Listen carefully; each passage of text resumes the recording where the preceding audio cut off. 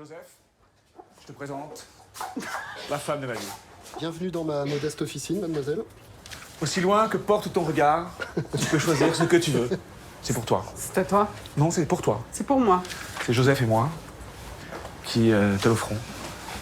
Vas-y, prends des crèmes, prends des brosses à dents. Prends des pompes à venin. N'hésitez pas, je mets ça sur sa note, on a l'habitude. Bah ouais. 2 Lexo, Oui, d'accord, très s'il te bien. plaît. ça, 2 d'accord. boîtes. Ouais. Pour toi Tu prends ça, toi? Ah, pas du tout. Mais pourquoi tu prends ça? Et alors dis-moi un truc. Et le Viagra? Eh bien, le Viagra.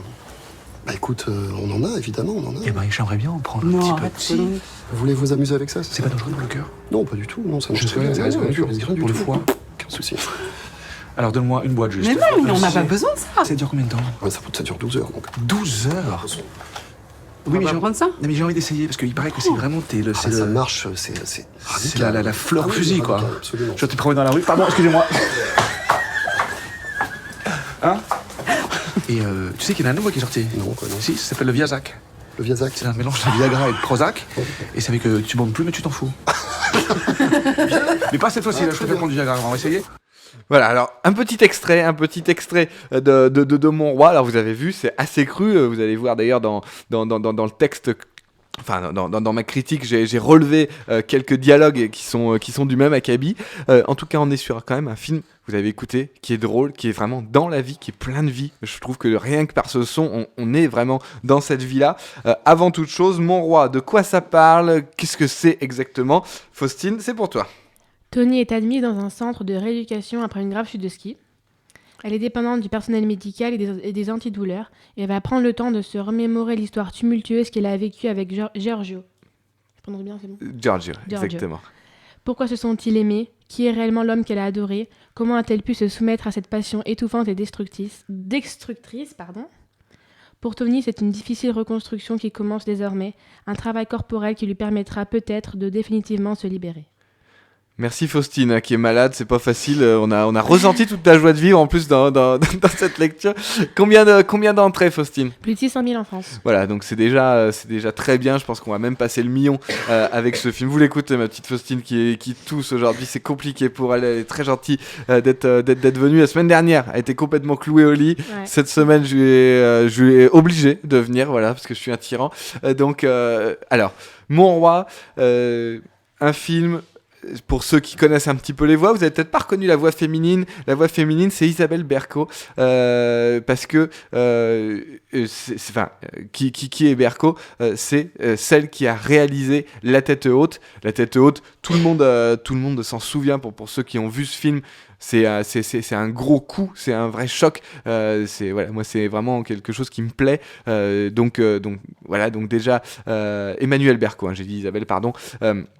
Donc, aussi bonne réalisatrice qu'actrice, parce que là, elle est dans une performance absolument inouïe. Pour ceux qui ont reconnu la voix du garçon, de l'homme, eh bien oui, c'est la voix de Vincent Cassel, vous l'avez reconnu, qui lui aussi est toujours aussi bon. Je suis pas sûr que Cassel ait été mauvais dans un film depuis qu'il a attaqué avec Cronenberg, puisque finalement il y a vraiment eu un tournant, je trouve, dans la carrière de Cassel, et donc là il est absolument monstrueux. On est face à deux acteurs qui sont presque dans un huis clos de leur histoire, et évidemment c'est un film qui est plein de vie, je vous le disais, qui va de partout, qui change d'appartement, qui va dans la rue, mais ces personnages sont comme dans un huis clos, dans un double huis clos d'ailleurs, puisque comme vous l'a expliqué Faustine dans le synopsis, Emmanuelle Berco, le personnage d'Emmanuelle Berco qui s'appelle Tony, est dans un centre de rééducation. On y reviendra pourquoi est-ce qu'elle est là-dedans. Donc finalement elle ne peut pas sortir de ce centre, elle ne peut même pas presque sortir de ce corps,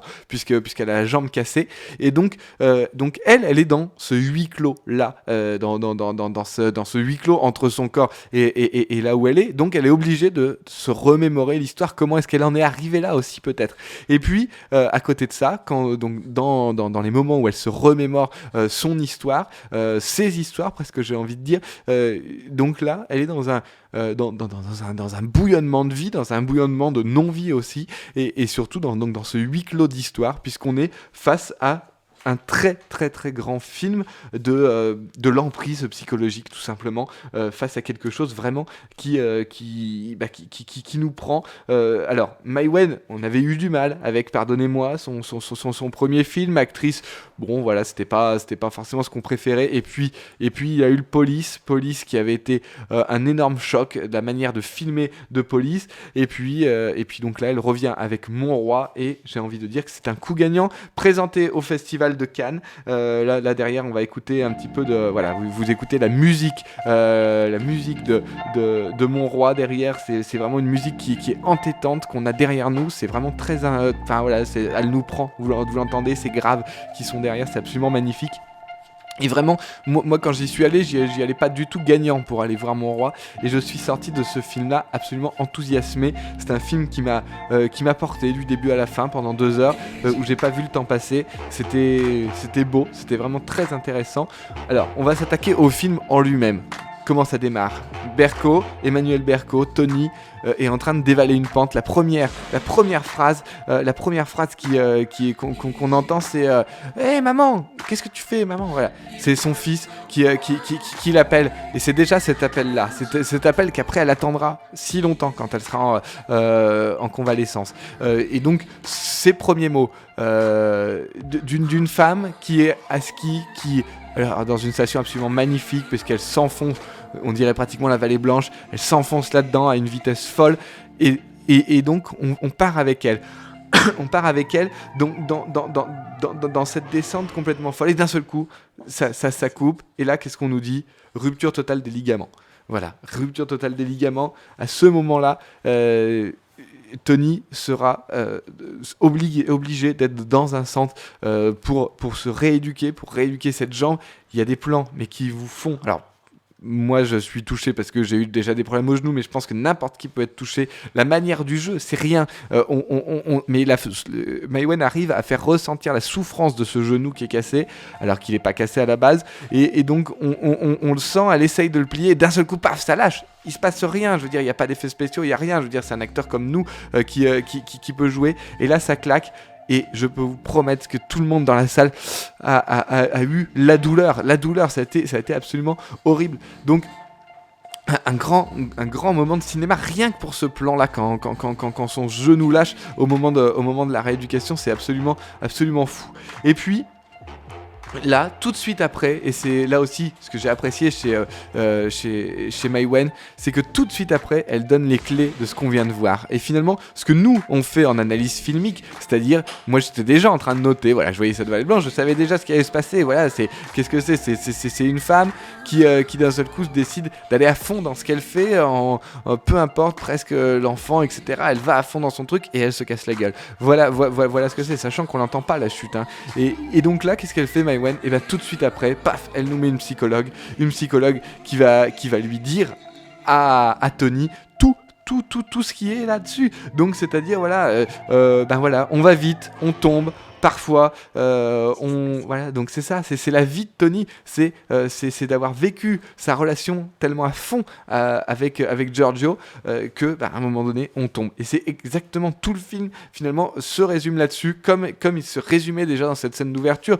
Finalement, Maïwenn a juste rajouté cette psy pour bien faire comprendre aux gens de ce qui venait de se passer et que ce soit pas juste une scène anodine. Vous voyez que des fois, quand on dit est-ce que les réalisateurs ont vraiment voulu montrer ça et tout, oui, puisque là, vous voyez, Maïwenn, elle nous le donne tout de suite derrière. Et puis voilà, donc on va vite, on tombe parfois, et parfois on veut pas se relever. C'est exactement ce qui s'est passé pendant une bonne partie de la vie de Tony, puisque l'histoire va se résumer sur 10 ans de vie. C'est absolument prodigieux.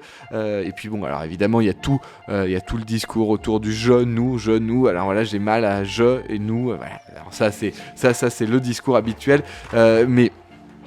Mais en tout cas, voilà, c'est tellement bien apporté. Les flashbacks, mais c'est même pas vraiment des flashbacks parce que moi je considère ça comme un montage presque parallèle, juste d'une femme qui est en train d'essayer de se reconstruire et où on voit la destruction et petit à petit c'est amené vraiment très très bien. Alors que moi je suis vraiment pas le client pour ça, le client pour amener voilà ce genre de choses qui nous dit attention, voilà, regardez, on va voir ça, on va voir maintenant. Non, pas du tout. Là là on est juste dans de la vie comme Maïwenn c'est la filmer, donc c'est-à-dire en plan très rapproché. Allez voir le dessin que Eva vient de poster sur Facebook, c'est l'affiche du film, mais avec ces corps qui se mordent, qui s'embrassent mais en se mordant un petit peu, et en plan très rapproché. Voilà comment est le film, avec des plans toujours au plus près de ces acteurs. Je sais que c'est un très gros travail pour les acteurs, mais ça fonctionne tellement bien, on est tellement là-dedans que finalement on ne peut même pas vraiment donner de faute. Bien sûr qu'on a un jugement, mais il n'est pas aussi simple qu'on pourrait le croire. Au début on se dit voilà, une emprise psychologique, Giorgio est une ordure, et puis derrière il va faire vivre un calvaire. Mais non, pas du tout, il n'y a pas de violence directe, c'est de la violence psychique, mais finalement c'est une violence que Tony a envie d'accepter, qu'elle a presque besoin, j'ai envie de dire. C'est terrible hein, de dire ça, mais voilà. Par exemple, je prends un exemple tout bête. Tony est en train de rêver, et qu'est-ce qu'elle voit ? Elle voit des grandes vagues, mais pas des vagues qui arrivent face à elle, non, des vagues comme si vous étiez à la mer, sur le côté, vous filmez, mais donc sur le côté, donc elle arrive, voilà, vous voyez passer des vagues, vous voyez des énormes vagues, avec des surfeurs, plein de surfeurs, mais tous les surfeurs n'arrivent pas à prendre cette vague, ou ceux qui la prennent se cassent la gueule. Et voilà, là encore, on explique le film, et c'est encore une fois extrêmement bien fait. C'est assez prodigieux. Et aussi, c'est aussi le portrait d'une femme qui veut garder un fonctionnement normal, on va dire, entre guillemets. D'une famille, essayer de garder sa famille, ce que je pense beaucoup de couples essayent aussi de faire, hein, même s'ils se détruisent, peut-être pas aussi follement que Giorgio et Tony, parce que là il y a beaucoup d'argent, il y a un petit peu de drogue, au bout d'un moment Giorgio prend carrément un autre appartement, c'est assez dingue, mais finalement c'est juste l'histoire assez rapide, mais de tout ce qui peut se passer, de comment aussi on fait pour absolument garder en tête. D'ailleurs, elle le dit à son frère, qui est joué par Louis Garrel, absolument formidable là-dedans, très très drôle Garrel là-dedans, et elle lui dit, écoute, j'ai attendu 20 ans de construire une famille, j'ai pas tout bousillé pour ça. Et le pour ça, c'est juste que son mec a pris un autre appartement, enfin son mari a pris un autre appartement pour se taper des gonzesses.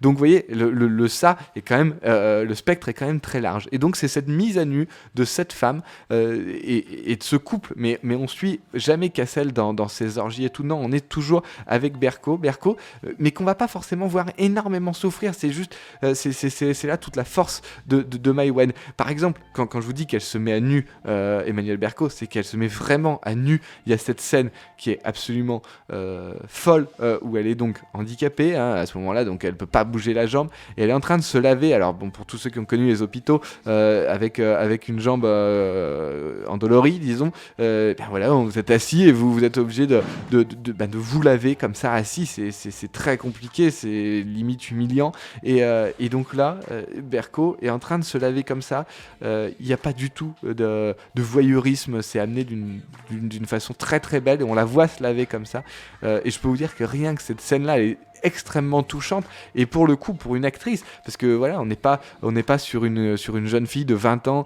hyper bien foutue qui se laverait comme ça, non, on est sur une femme qui a eu des enfants, qui a déjà vécu, très belle femme, mais juste une femme normale, parce que Emmanuelle Berko c'est ça aussi, c'est qu'elle est normale, même si dans le film elle est juste magnifique, mais de la voir comme ça, c'est aussi un vrai challenge d'actrice de se mettre comme ça. Donc voilà.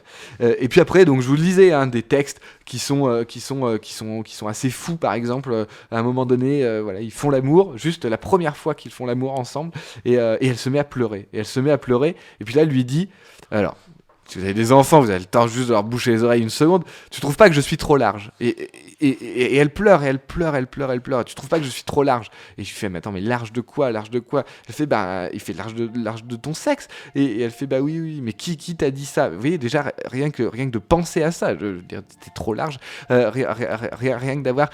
Donc elle est déjà dans une folie. Elle fait, oui, c'est mon ex qui m'a dit ça. Donc après, il y a tout un dialogue assez drôle sur l'ex, etc. Et puis après, pour montrer l'humour aussi, parce que comment est-ce qu'on arrive aussi à décompresser tout ça, alors là aussi attention, parce que ça peut être choquant ce que je vais dire, voilà, et Giorgio, donc joué par Vincent Cassel, lui répond, ta chatte c'est comme une bouche de vieille mais sans dents.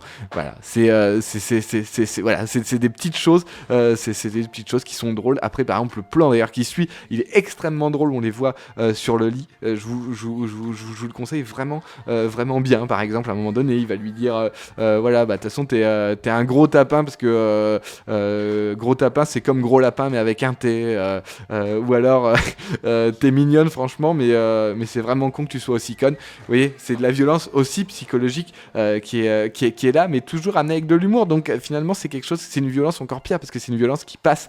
Et donc ça c'est absolument terrible. Voilà, comment filmer un couple qui n'arrive pas à se rendre heureux, mais que tout attire toujours.